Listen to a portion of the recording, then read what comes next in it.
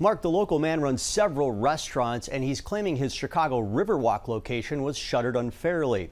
Now a new lawsuit claims the city broke its own selection process rules to give his space away. For 3 seasons, the successful Beat Kitchen served up food and drinks along the Chicago Riverwalk. But its owner, Robert Gomez, says he was blindsided when he was told his lease was over. The 2023 season would be his last. I was crushed. I couldn't believe it. Now his new lawsuit claims he was the only business to apply for that same space before getting the boot.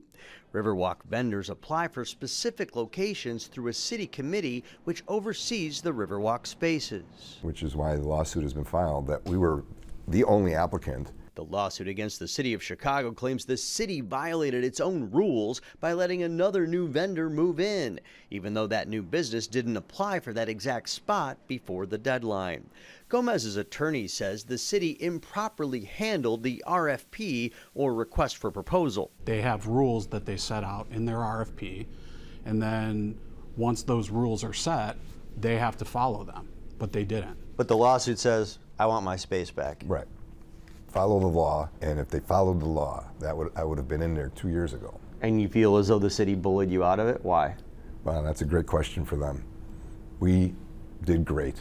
We represented the city incredibly well and brought life to that Riverwalk. The city of Chicago told the I-Team it doesn't comment on pending litigation, but in previous stories, the city has said that the purpose of its bidding process is to ensure Chicagoans benefit from competition, and that the selection process is transparently detailed in a public document. Why did they target me and exclude someone who formally applied for that location? I mean, we did everything right. So they're not alleging that you had noise complaints or crime complaints or anything like that? No.